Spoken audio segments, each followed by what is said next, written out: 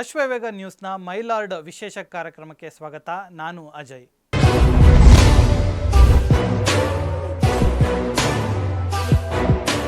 ರಾಜ್ಯದಲ್ಲಿ ಸಾಕಷ್ಟು ಗದ್ದಲ ಉಂಟು ಮಾಡಿದ್ದಂತಹ ವಿಚಾರ ಅಂದರೆ ಅದು ಮೈಕ್ರೋ ಫೈನಾನ್ಸ್ ವಿಚಾರ.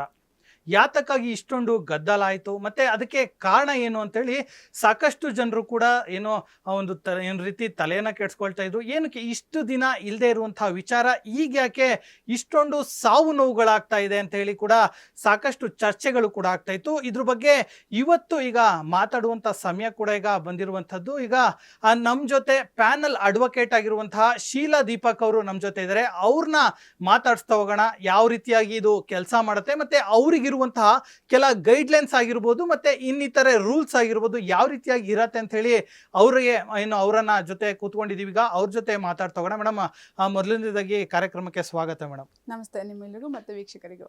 ಮೇಡಮ್, ಈಗ ಮೊದಲನೇ ಪ್ರಶ್ನೆ ಏನಂದ್ರೆ, ಈಗ ಈ ಒಂದು ಮೈಕ್ರೋ ಫೈನಾನ್ಸ್ ಏನಿದೆ ಅದು RBI ಅಂಡರೇ ಬರುತ್ತಾ ಅಥವಾ ಅವರಿಗೆ ಅಂತ ಏನಾದ್ರು ರಾಜ್ಯ ಸರ್ಕಾರ ಏನಾದ್ರು ಬೇರೆ ರೀತಿಯಾದಂತಹ ಏನಾದ್ರು ಗೈಡ್ಲೈನ್ಸ್ ಏನಾದ್ರು ಕೊಟ್ಟಿರತ್ತಾ, ಹೇಗೆ ಅಂತ madam? Any banking companies, like any public banking companies, should be registered under Companies Act 1956. ಇತ್ತೀಚೆಗೆ ಅಮೆಂಡ್ಮೆಂಟ್ ಆಗಿ 2013 ಆ್ಯಕ್ಟ್ ಕೆಳಗಡೆ ಕಂಪನೀಸ್ 2013 ಅಮೆಂಡ್ಮೆಂಟ್ ಆ್ಯಕ್ಟ್ ಕೆಳಗಡೆ ರಿಜಿಸ್ಟ್ರೇಷನ್ ಆಗಿರಬೇಕು. ಆ್ಯಂಡ್ ಇವೆಲ್ಲ ಕೂಡ ಮೈಕ್ರೋ ಫೈನಾನ್ಸ್ ಕಂಪನೀಸ್ ಕೂಡ RBI ಗೈಡ್ಲೈನ್ಸ್ ಕೆಳಗಡೆ ಬರುತ್ತೆ. ಅದು ಹೇಗೆಲ್ಲ ಆ್ಯಕ್ಟ್ ಮಾಡಬೇಕು, ಹೇಗೆಲ್ಲ ಕಾರ್ಯನಿರ್ವಹಿಸಬೇಕು, ಅದಕ್ಕೆಲ್ಲ ರೂಲ್ಸ್ ರೆಗ್ಯುಲೇಷನ್ಸ್ RBI ಗೈಡ್ಲೈನ್ಸ್ ಕೊಟ್ಟಿರುತ್ತೆ. ಅದ್ರ ಪ್ರಕಾರನೇ ಅವರು ಕೂಡ ಕಾರ್ಯನಿರ್ವಹಿಸಬೇಕಾಗತ್ತೆ. ಅಂದರೆ ಇಲ್ಲಿ RBI ಇಂದನೇ ಅವರು ಅಪ್ರೂವಲ್ ಆಗಿರಬೇಕಾಗತ್ತೆ. ಹೌದು, RBI ಕೂಡ ಪರ್ಮಿಷನ್ ಕೊಡುತ್ತೆ ಅವ್ರಿಗೆ. RBI ಪರ್ಮಿಷನ್ ಕೊಟ್ಟು RBI ಗೈಡ್ಲೈನ್ಸ್ ಪ್ರಕಾರನೇ ಅವರು ಫೈನಾನ್ಷಿಯಲ್ ಕಂಪನೀಸ್ನ ನಡೆಸಬೇಕಾಗತ್ತೆ. ಸಾಲ ಕೊಡೋದಾಗಿರಲಿ, ರಿಕವರಿ ಪ್ರೋಸೆಸ್ ಆಗಿರಲಿ, ಎಲ್ಲನೂ RBI ಗೈಡ್ಲೈನ್ಸ್ ಪ್ರಕಾರನೇ ಆಗಬೇಕಾಗತ್ತೆ. ಮೇಡಮ್, ಇಷ್ಟು ದಿನ ಇಲ್ಲದೆ ಇರುವಂಥ ವಿಚಾರಗಳು ಮತ್ತು ಗಲಾಟೆಗಳು, ಸಾವು ನೋವುಗಳು ಏನಕ್ಕೆ ಈಗ ಇಷ್ಟೊಂದು ಜಾಸ್ತಿ ಆಗೋ ಕಾರಣ ಏನು ಮೇಡಮ್? ಅಂದರೆ ಅವ್ರು ಕೊಡ್ತಿರುವಂಥ ಟಾರ್ಚರ ಅಥವಾ ಏನಿದು ಅಂತ ಹೇಳಿ?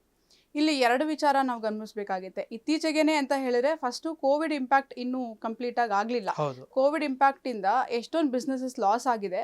ಅದರಿಂದ ತುಂಬ ಜನಗಳು ಬಳಲಿದರೆ ಕೂಡ ಅದು ಒಂದು ಕಾರಣ. ಇತ್ತೀಚೆಗೆ ಸಾವು ನೋವುಗಳು ಅಂತ ಬಂದಾಗ ಫ್ರಸ್ಟ್ರೇಷನ್ ಜಾಸ್ತಿ ಆಗ್ತಾ ಇದೆ ಜನಗಳಲ್ಲಿ.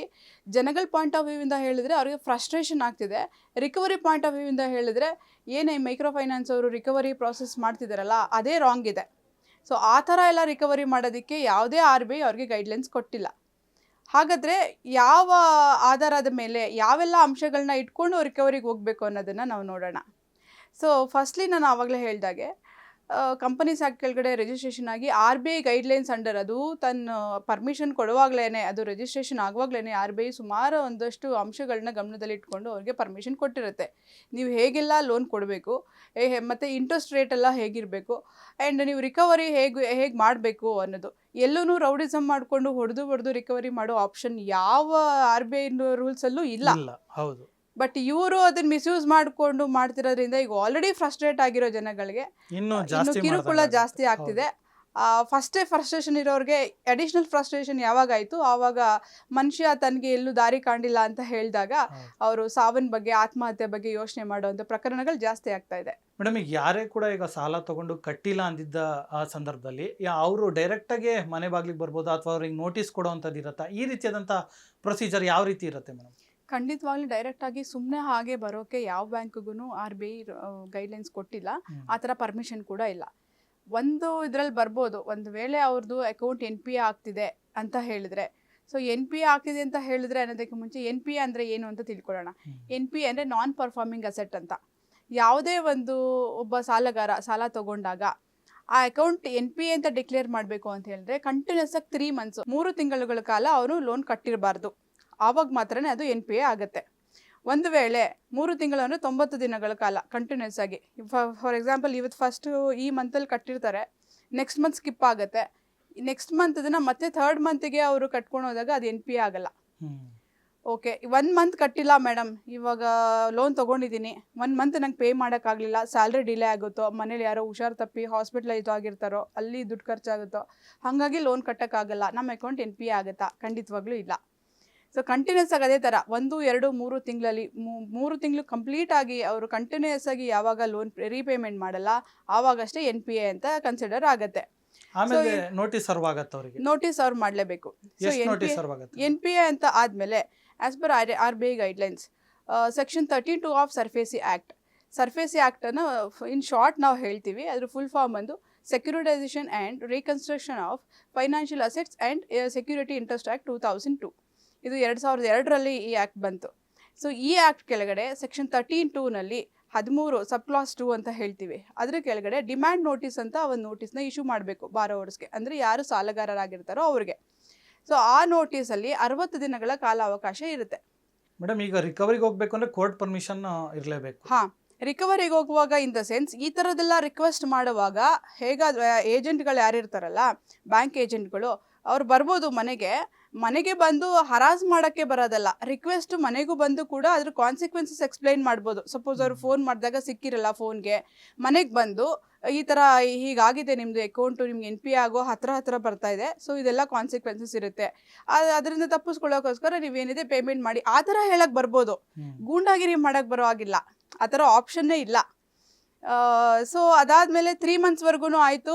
ಸೊ 90 ಡೇಸ್ ಅಂತ ಏನು ಹೇಳಿದ್ನಲ್ಲ, 90 ದಿನಗಳ ಕಾಲ ಕಂಟಿನ್ಯೂಸ್ ಆಗಿ ಕಟ್ಟಿಲ್ಲ ಅಂದರೆ ಸರಿ, ಎಲ್ಲ ಅರೇಂಜ್ ಮಾಡಿದ್ವಿ ಆಯಿತು. 89 ಡೇಸ್ 89ನೇ ದಿನದವರೆಗೂ ಕೂಡ ನಿಮಗೆ ಕಾಲಾವಕಾಶ ಇರುತ್ತೆ.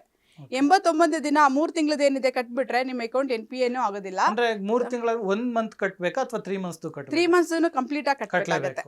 ಅಂದ್ರೆ ಅಲ್ಲಿ ಇಂಟ್ರೆಸ್ಟ್ ಏನಾರು ಆಡ್ ಆಗತ್ತಾ? ಇಂಟ್ರೆಸ್ಟ್ ಇವಾಗ ಆ್ಯಡ್ ಆಗಲ್ಲ. ಎವ್ರಿ ಮಂತ್ ಏನು ಇಂಟ್ರೆಸ್ಟ್ ಬ್ಯಾಂಕಲ್ಲಿ ನೀವು ಲೋನ್ ತಗೊಳ್ಳುವಾಗ ಮಾತುಕತೆ ಆಗಿರುತ್ತೋ, ಲೋನ್ ಅಗ್ರಿಮೆಂಟಲ್ಲಿ ಏನು ಸೈನ್ ಮಾಡಿರ್ತೀರೋ ಅಷ್ಟು ಮಾತ್ರನೇ ತಗೋತಾ ಇರ್ತಾರೆ. ಯಾವಾಗ NPA ಅಂತ ಕನ್ಸಿಡರ್ ಆಗುತ್ತೆ ಅವಾಗ ಪೀನಲ್ ಇಂಟ್ರೆಸ್ಟ್ ಅಂತ ಎಕ್ಸ್ಟ್ರಾ ಬರುತ್ತೆ ಆಫ್ಟರ್ 90 ಡೇಸ್. After 90 days.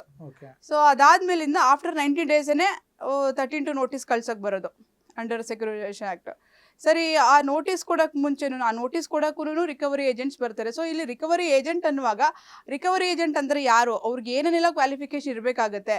ಸುಮ್ಮನೆ ನಾನೊಬ್ಬ ಏಜೆಂಟ್ ಆಗಿ ನಾನು ಕೆಲಸ ಮಾಡ್ತೀನಿ, ನನಗೆ ಜೋರಾಗಿ ಗೂಂಡಾಗಿರಿ ಮಾಡೋಕ್ಕೆ ಬರುತ್ತೆ, ವಾಯ್ಸ್ ರೈಸ್ ಮಾಡೋಕ್ಕೆ ಬರುತ್ತೆ, ಅವ್ರಿಗೆ ಹೆದರ್ಸಕ್ಕೆ ಬರುತ್ತೆ ಅಂತ ಹೋದವರೆಲ್ಲ ರಿಕವರಿ ಏಜೆಂಟ್ ಆಗಿರಲ್ಲ.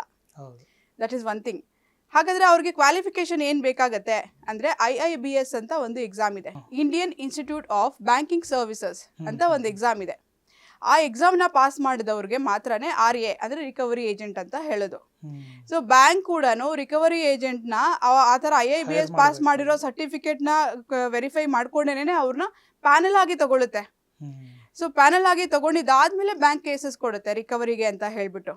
ಅಂದ್ರೆ ಸೀಸ್ ಮಾಡಲೇಬೇಕು ಅಂತ ಅನಿವಾರ್ಯತೆ ಯಾವಾಗ ಬರುತ್ತೆ ಅಂತ ಹೇಳಿ, ಅಂದ್ರೆ ಅವರೇ ಮಾಡ್ತಾರಾ ಅಥವಾ ಅಲ್ಲಿನ ಲೋಕಲ್ ಪೊಲೀಸರಿಗೆ ಇನ್ಫಾರ್ಮ್ ಮಾಡ್ತಾರಾ ಅಥವಾ ಕೋರ್ಟ್ ಆರ್ಡರ್ ಸಿಗುತ್ತಾ, ಯಾವ ರೀತಿಯಾಗಿ ಅದು ನಡೆಯುತ್ತೆ ಅಂತ? ಸೆಕ್ಷನ್ 14 ಅಂತ ಏನು ಹೇಳಿದೆ, ಸೆಕ್ಷನ್ 14 ಅಲ್ಲೇನೆ ಕೋರ್ಟ್ ಆರ್ಡರ್ ಸಿಗೋದು.